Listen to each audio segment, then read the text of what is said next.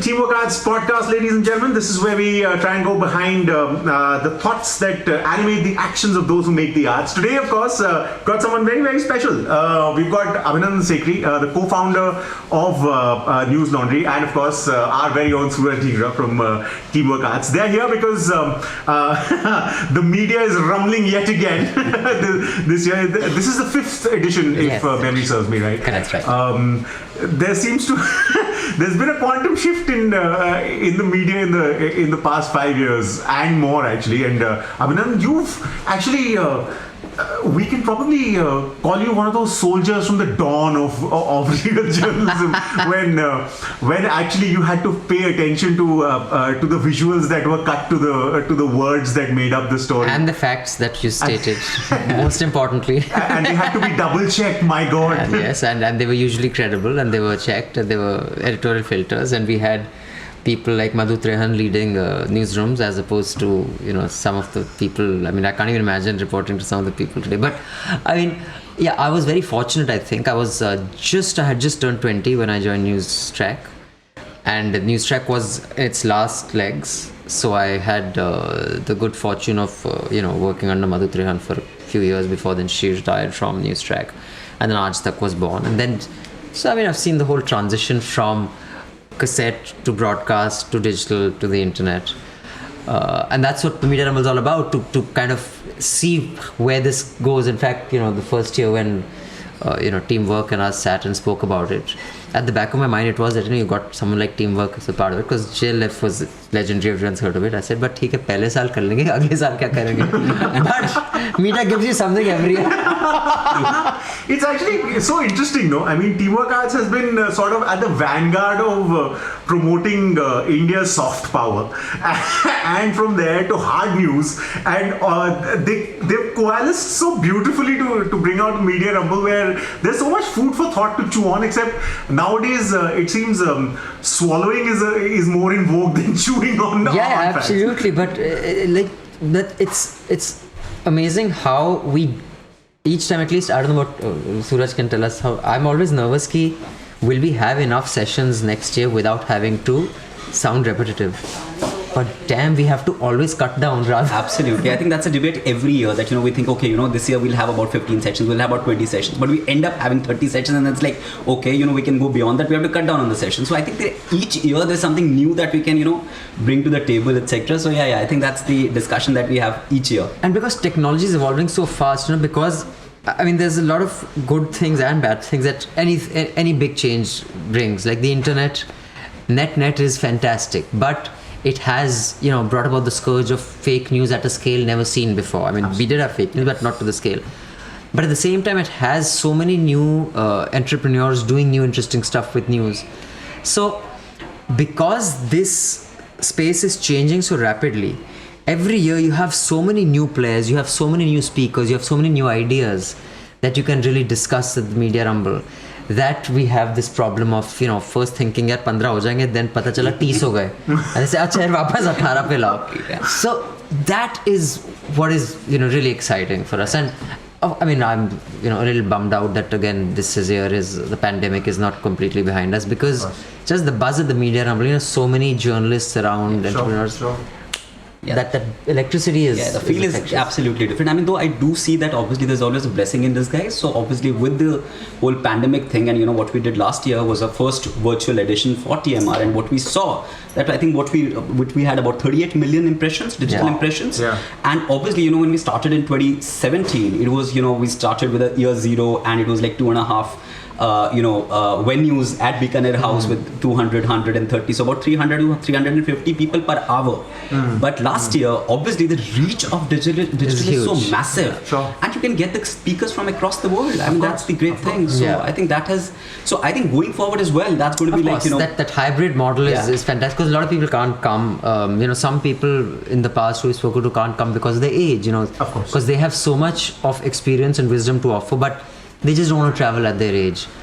Would you say that in a sense this whole digitization of our world, where everything is now shrunk down to the mobile screen or the laptop, it's actually helped the propagation of ideas a little, because it seems to have broken down the geographical boundaries and the physical limitations, no? Absolutely. I think the spread of ideas is a lot more quicker, is a lot more significant and substantial, and also it has an impact. But the problem is all ideas go down that route, good ones and bad ones. So it's interesting, and the whole thing about Media Rumble is because it's not just Indian entrepreneurs, Indian policymakers and Indian journalists. It's from across the world. Everyone is confronting different problems in different timelines. So that is something that we can learn so much from. So I think even the Indian digital news ecosystem can really benefit from the ideas that Media Rumble throws up. Also, as you said, the whole democratization of news, of ideas through the internet. There's a very wonderful quote that one of the best sound engineers in the world had said about music on the internet. He said it's allowing a lot of very, very good musicians to be heard, but it's also allowing a lot of people who have no business to be in the business of music to be there. So is there a parallel that can be drawn as well, you think? No, I think that's true for all ideas, but I think eventually clash of ideas happens over time. But the world we live in has witnessed that the best ideas usually do prevail, more or less, in the long run. And one could debate, at what cost. But I'm an optimist. You can't not be an optimist and be in the news space. Otherwise, you wouldn't be in the news space. So when you were 20 and you had the stars in the eyes of, did you get into the world of journalism to change the world, or was it a little more mundane? I got into journalism because my sister, I have two sisters, one was 6 years older than me, and she said, you do nothing, you just waste time all day, because this was what people used to do. I mean, even when you go to college, you're sitting in the canteen. So her friend Sabrina Dhawan used to work at Newstrack, who also wrote Monsoon Wedding, and now she teaches creative writing at NYU. She's become a very, accomplished screenwriter. She says she works there, you go meet her. So Sabrina said, I'll introduce Madhu, you just keep wasting time, you come and do some research, you learn something, rather than hang out with your useless friends. So I actually I was bullied into going to But I think that's the story of every young lad. I mean, when you college, that's the thing you do. That you bunk classes and you're sitting in the canteen, and you're senseless. You don't know where to go. I think that's the story. But yeah. So I ended up there, and I said, this is fun. It piqued my interest. I got to see interviews unedited. You had to take out the juice, and then you had inspiring people around you. You were impressed with the people you worked with, and then you said, "ठीक है यार, यही करेंगे." So, from someone who was actually pushed into it, you seem to have stuck around. Yeah. I was very happy. I mean, of course, when when Newstrack kind of folded up and Aaj Tak was born. See, in Newstrack we used to do reports that are between 5 to 15 minutes. In fact, some could even be 20 minutes. Then when Aaj Tak came about, it used to be a bulletin before it became a channel. So the brief was that your story should finish in 90 seconds. So in the beginning, we couldn't even wrap our heads around it. Like, हम 10 minute की story करें 90 second में कैसे कर लेंगे? Which is what Arun Shourie referred to soundbite journalism. So I mean, me and Prashant, who was a producer at Newstrack, we tried that for a while, but it was clear that news was going down a zone which wasn't kind of for us. We were more long form storytellers. Sure. Then we quit and started a production house. So I mean, the rest of course is history. But yes, news ka keeda is a keeda that once it bites you, it never leaves you. Sure. So even after 10 years of making TV shows that had nothing to do with news, we came back to Newslaundry, and then and of course when we thought of this, the most obvious fit was teamwork, because Madhu and Sanjoy know each other. Of course. So we said, let's discuss, let's see what can be done, because we have such fantastic ideas. And I had of course attended JLF, who hasn't? Of course. So I said, ठीक है, let's figure out Media Rumble, and that's. So Newslaundry, I mean, do correct me if I'm wrong, but you come from the time of journalism when the SP Singhs of the world and the Upper Men's of the world were actually driving cause-based journalism, where it used to mean something. the debate show based stuff that we're seeing now, which has become hugely popular. And does the fight sometimes, I don't know if fight is the right word, but I'm using it because of a lack of any other alternative. Does the fight against that on the internet become a little exhausting from time to time for you? No, I mean, we do what we do. We enjoy doing what we do. I mean, like, for example, satirizing and calling out legacy media is just one aspect of what Yes. one does. Ground reporting is a big aspect of one does. Having conversations around what are the better ideas, policy, technology, the business models. So it's changing, in ways which is just really exciting. So while I get the frustration and the cynicism because of the kind of news we see, there's a lot that is happening that is actually also impacting the news ecosystem in a good way. So while we must focus on calling out the bad, we must also shine light on what is going right. Absolutely. And there is enough going right. There's also this whole thing about, as you said, ground reporting. You seem to have got the ear to the ground, judging by the numbers that Newslaundry gets. There's of course one aspect of transmission of knowledge, and then of course there's the reception of knowledge. You've seen, I'm assuming you have seen a wide spectrum of listenership and viewership as well from the time that you started your journalism. Is there a way that you've seen the audiences change in your time when you started to Newslaundry now? Yeah, of course. I mean, audience has changed, audience behavior has changed, which audience people go to kind of attract has changed. And that's a really complicated kind of, and it's a very long answer, which I'm sure you won't have the time for. But I think the function of what journalists do doesn't change, even the audiences may change, the formats may change, how you kind of approach the storytelling may change. But the purpose of journalism doesn't change, which is to have a more informed electorate so that you have a more robust democracy, which is why it's called the fourth pillar of democracy. I mean, otherwise, there's so many professions. Why isn't, chartered accountancy the fourth pillar of democracy? Why is journalism called the fourth pillar of democracy? Because it informs the electorate to select the people who will make democracy function. So that function doesn't change. But what has happened is, and there's a book written by Neil Postman, I think is his name, called Amusing Ourselves to Death. In the 70s he wrote it. It is a critique of American television. And he had predicted that television will completely destroy America and just generally. And if you read that, while he has some very valid points, but he kind of overstated the panic because he compared it to during the days of Abraham Lincoln when people would sit at inns and bars and discuss stuff in length. But how many people would fit there? 200, 400? Like Suraj said, 38 million was the last impression. So television has taken the conversation to a much larger audience. Sure. Now most of the conversation is very shallow, but the deep bits are wider than they were 100 years ago.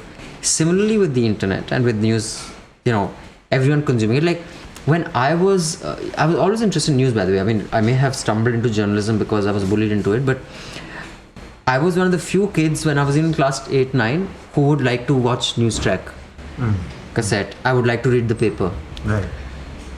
But now it is very common for school and college kids to want to read the paper and watch news. Now their understanding may be a little shallow, but that is fine. It will become more evolved over time. So I think having a larger audience, even with a shallow understanding or pursuit of information, is always going to be better because the people who want to get into it in deep are also increasing while overall. You've seen that? Yes. I mean, the data proves that there is enough data to support. Now, one can say that bigotry is more, prevalent now and we see a lot more of it. That's because everybody has an opinion. Earlier they didn't. Right. But the people pushing back has also increased. Earlier there may be 10, now there may be 100. I mean, even the kind of people who we get at Media Rumble, absolutely, you interact with them outside, you would think that there's a lot of pushback. But if you were just in your Twitter timeline, you'd think everything is bad. But we meet people and there's a lot of good stuff happening out there who are changing things in a significant way. I met Rupert Everett. He's an actor who'd come in as a UN ambassador, and he said something very interesting. He says we are at the edge of an abyss, and we're staring down at nothingness, and yet we are far too obsessed with Jennifer Lopez's bottom. His whole thing about this obsession with being entertained.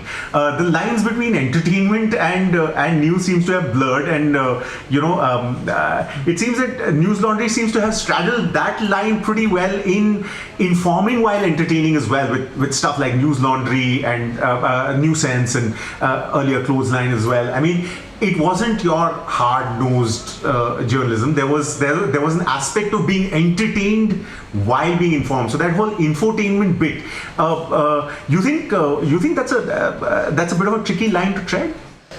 I think it should have been done by Legacy Media a long time ago.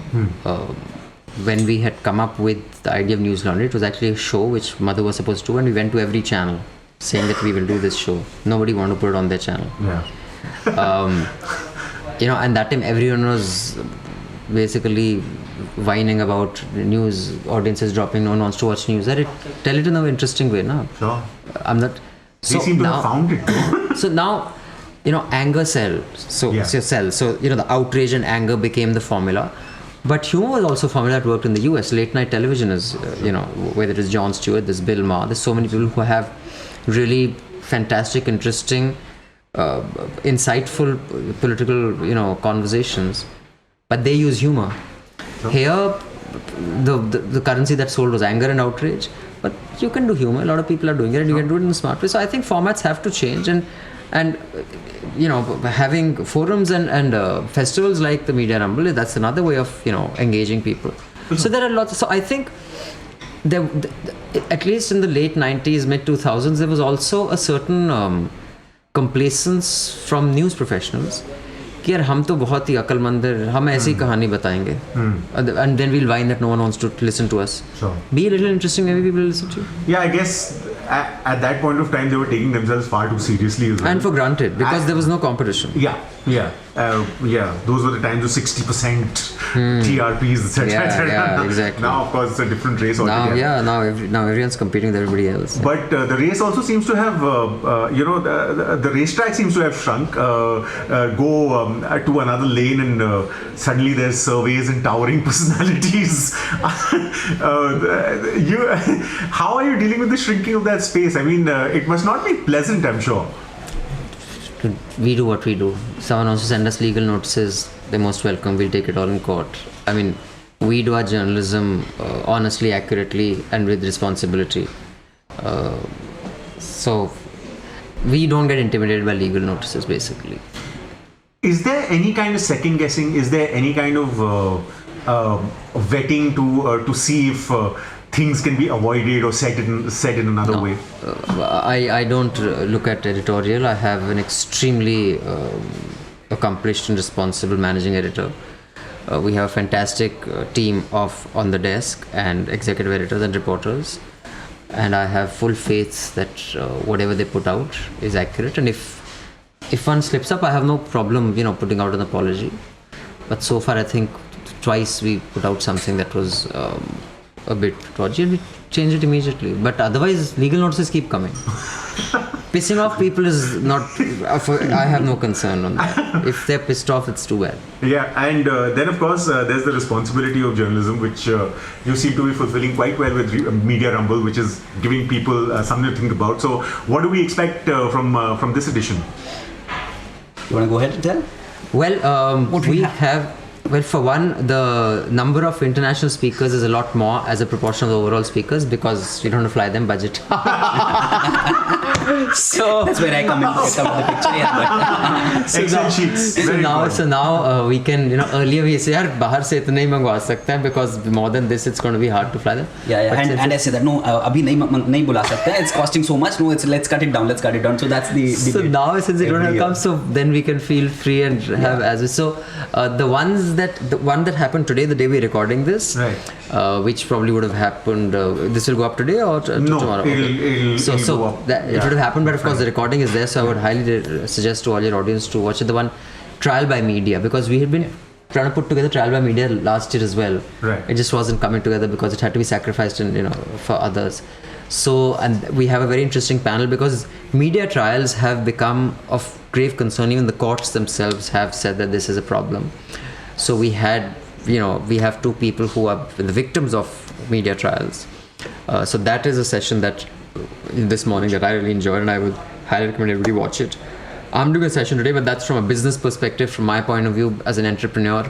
And we have something related to the models, economic models, the revenue models of news every year. We have a fantastic panel this year.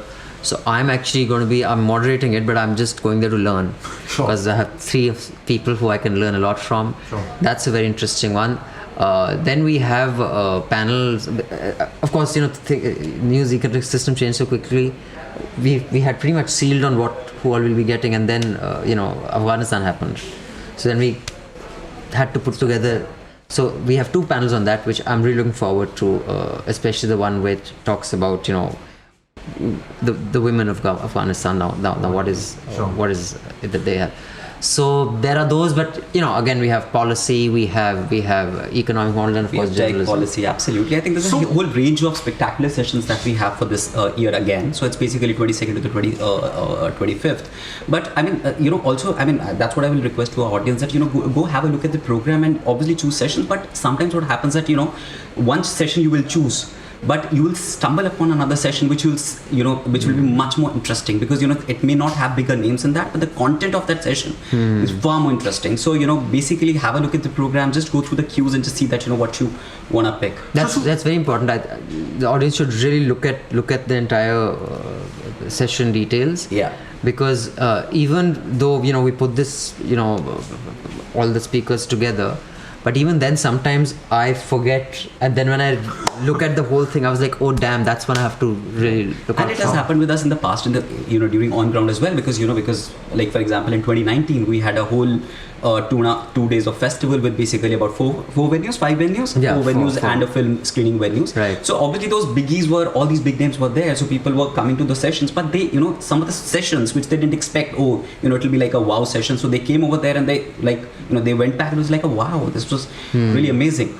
So yeah. So Suraj, tell me, what is Teamwork Arts' part in the Media Rumble? What exactly does Teamwork Arts do? So we are the producers of the festival along with the Newslaundry. So I'll just go, I'll just zoom out a little bit and just basically go back to the beginning. So as Abhinandan said, so in early 2017, when Abhinandan had approached Sanjoy and Teamwork, and basically they came to us and they said, this is what we're looking at curating, and this is what the festival will be all about, and would you like to collaborate with us? And we heard the idea and we fell in love with it. And of course, the falling in love, there were many reasons for this. So one of the reasons was this, that Teamwork has always been in the space of knowledge and ideas. So may it be Jaipur Literature Festival, which we started about 15 years ago, or for example, a brand new, Be Inspired, which we started 3 months ago. So we've always in that domain, always, big advocates of creating platforms for knowledge. So when we heard the idea, I was like, sure, it's a different domain, it's about news, but here you go, it's knowledge and with facts, why not? So it ticked our box. So that was number 1. Number 2, in Teamwork again, we create platforms for younger audiences as well, and we know the fact that because obviously the future belongs to them. So may it be a kahani, or maybe something like a art gyan. And even for Jaipur Literature Festival, when we do our number crunching after every year, so what we realize that between 65 to 70% of the audience that we get is below the age of 27. So that's we want to target to that audience. And when we heard about TMR, we knew that for this, the audience, the major portion of that will be media students, which we need to target. So that was number 2. Number 3 was always very, very obvious, and one of the most important reasons was it was the need of the hour. When we heard the concept, obviously, as Abhi was saying, or basically I think you were saying, that in today's world, what is happening, it's more about it's opinion journalism, not informative or investigative journalism. Journalists are trying to influence, not inform. So they have switched their roles. So, and about fake news, etc., etc. So all these issues were, we wanted, to create a platform where these issues can be addressed. So we thought it's a great idea, we can do this together and do that. So that was number 3. And of course, last not the least, we have always at Teamwork believed in collaborations. So may it be community building, or may it be one-to-one collaborations. And when it came to Newslaundry and Madhu and Abhi, so we couldn't find a better partner. And as Abhi mentioned, that Madhu and Sanjoy knew each other from donkey's years, and obviously and Abhi, and of course what clicked was this, because our philosophies was similar, our thinking was similar, our ideologies was similar. So we thought that there's a great synergy there, and if we are able to take this, it will be a huge success, and that's the result. I mean, what I was saying in 2017 when we started it, it was 2.5 when new 300 people per hour. 2019 on ground 3,000 people per hour. That's the growth that we got, and now it has become like the South Asia's largest media festival. And speaking of the collaboration, this is an advice to all people watching, youngsters who may want to do partnership and collaboration. Of course, there are all these reasons which I hadn't really thought of, which Suraj spoke about. I think in a partnership, for me at least, the thing is trust, because with anyone who you work, and even Newslaundry is a partnership. It's with two buddies of mine who I've known since we were kids. Now, we may have varying working styles, we may have varying aesthetics, we may have differences, but I can trust them. I can sign on a blank page with my eyes closed, and I know they won't try to screw me over. I think that is the single most important thing, because Suraj, Sanjoy, we may not have worked with them, but one is aware of the work they've done, and you know them, not at an intimate personal level, but you know. So I think if you can trust someone, the rest all falls in place. Absolutely. Working styles, all that. Everything else can be okay, but if there's no trust, then nothing works. Yes. So that is the single most important determinant for a successful partnership. But right now, Abhinandan, trust is such a double-edged sword. I mean, people seem to be trusting everything that should be questioned. We're living in a world where blacks and whites are a necessity, and exploring the grays has become a bit of a crime, where words like anti-national are thrown at you even if you were to ask a question.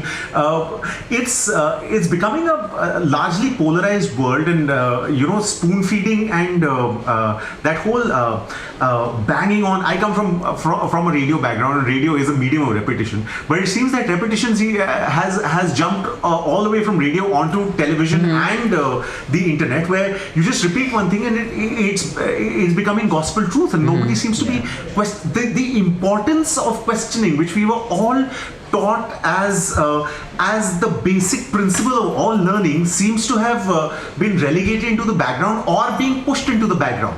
So how do you think that can be countered, if it can be countered at all?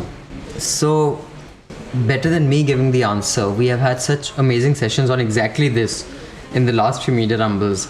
We had a session, in fact, I think Suhasini was part of that session. We've had a really insightful session with Anand Goyank, Arun Puri and Madhu, three legends of the news industry, and discussing a lot of these aspects. So, I could give you an answer which would be unsatisfactory, but your audience should go, and not just this Media Rumble, some of the archives the early ones. And another session this year I would highly recommend is Josie Joseph's interview on his book, The Silent Coup.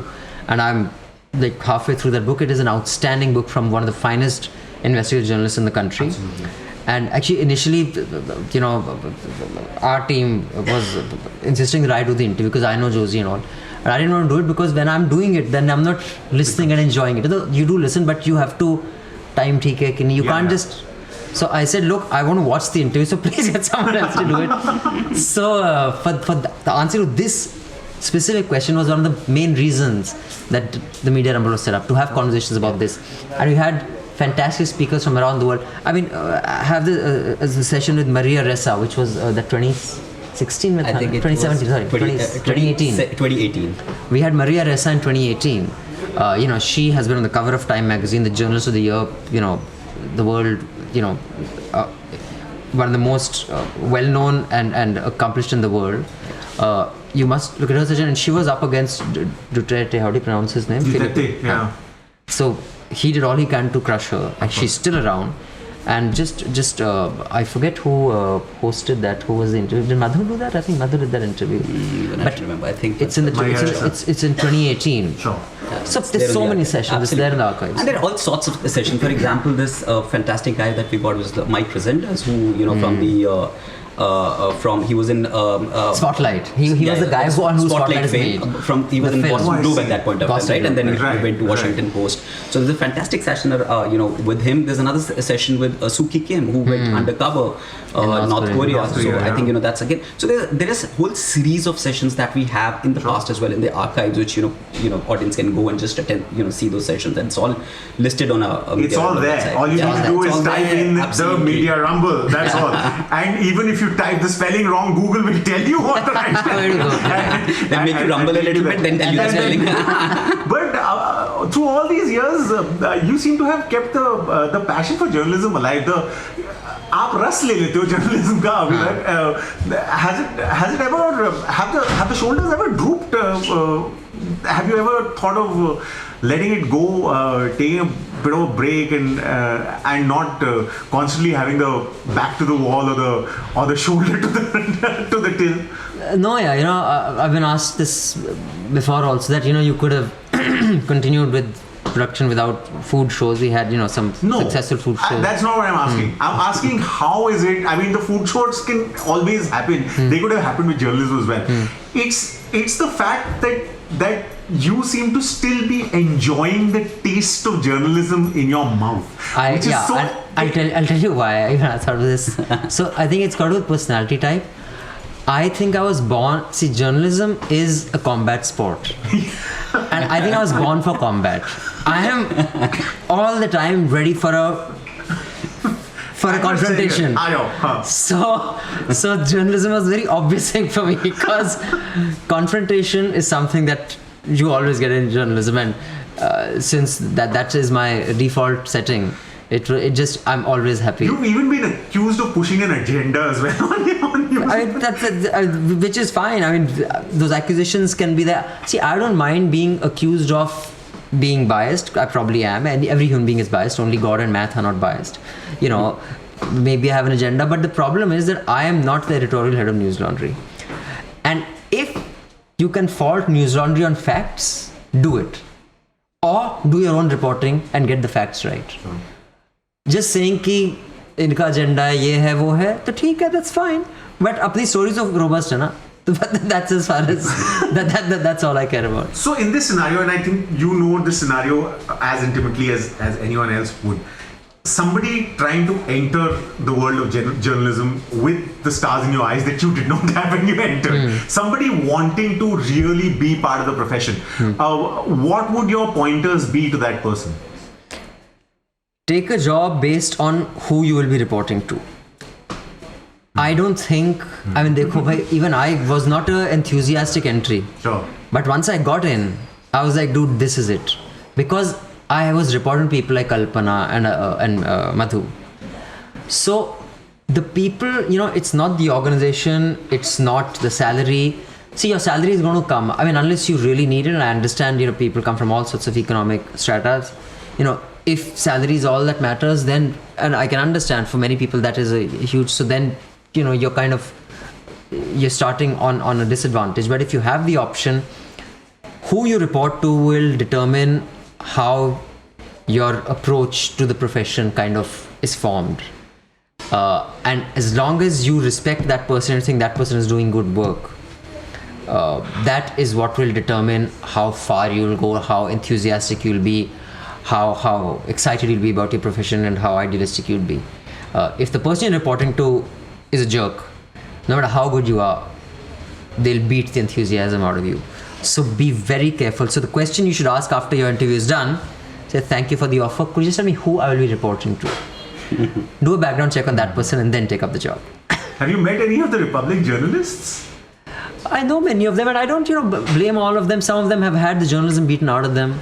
I mean, I've had very civil conversations with Arnab before he became this creature that he is now. In fact, Madhu and I were having coffee at Khan Market one day, and he was sitting at the next table. Khan Market, and so me and Madhu said, "Chalo, let's do to him what he does to others." So I put on my phone, and Madhu said, Arnab, tell us. We want to know. And he was so sweet. Dramatic. We put this up on Newslaundry also. It's there. Is there a video? There's a video. So of course my video audio only packed up, but the video is there. And then we sat, and then we chatted. So, I mean, I just think that you got to be very careful the road you go down, because one small compromise will lead to a bigger compromise, will lead to a bigger compromise. So, over life, see, when you're 47, there a certain amount of cynicism is going to come up anyway. It shouldn't be there when you're in your 20s. At least make sure you go through your 20s idealistic. The world will beat the idealism out of you, but don't let it go without a fight. That's brilliant. I think that's as good a thing to say as any. And since we live in the world of repetition and of saying things loudly, why don't you tell people exactly why they should come and watch this edition of the Media Rumble? Absolutely. Please, So, Suraj, tell us, why should we watch the Media Rumble? No, so I think Abhi has already mentioned all the obvious reasons that why you should come and watch the watch Media Rumble. So if I'll say something, I'll be just repeating that. But absolutely, I think we have some great sessions on of course on tech policy journalism, of course. So come and watch that. And as I said in the beginning as well, because sometimes you'll think that okay, this session is fantastic, but you'll stumble upon something which is completely different, but it'll be it'll be extraordinary. So come for that, and obviously it's free, so you can come and watch the sessions. All you need to do is register and come for the firefights, stay for the thoughts. And I will borrow my friend Sanjay Rajora, who's also performed in the Media Rumble. He had said that choose your politics, because your politics will otherwise choose you. And it's so when you choose your politics, make sure you do it with an informed state of mind. So for that, to be a more sensible person and to hold the rules that you will be governed by to account, attend the Media Rumble. That's important. And listen, because that's a privilege. Today, Absolutely. Nobody seems to be listening. Everyone seems to be waiting. So why don't you give listening a chance? Go listen to some of the sessions. See if you want to listen to more. That's how things grow. And don't be afraid to think. If there's something that makes you think, go ahead, think it. People will tell you it might be wrong, but make your own decisions. That's important. The decision that we'd like you to make, of course, is to tell us what you thought about about our Teamwork Arts podcast. Like, subscribe, share, whatever it is that you want to do. Please feel free to do that. We are all ears. Thank you very much, Abhinandan. It's been absolutely wonderful. Suraj, thank you very much. And, Thank you, Sarthak. and for sallying forth with a smile on the face and a little cynical smirk from time to time. We would like to thank you for doing that and giving us an alternative, which is an extremely important thing in these polarized times that we live in. Thank ladies and gentlemen, is the Teamwork Arts podcast. I forgot to let you thank me. Yes, thank you. Thank you Thank you so very much. It's Yes, important. it's been a pleasure. Thank you very much for listening. And what's up next? Well, for that, you just have to come back in and find out. Thank you for listening.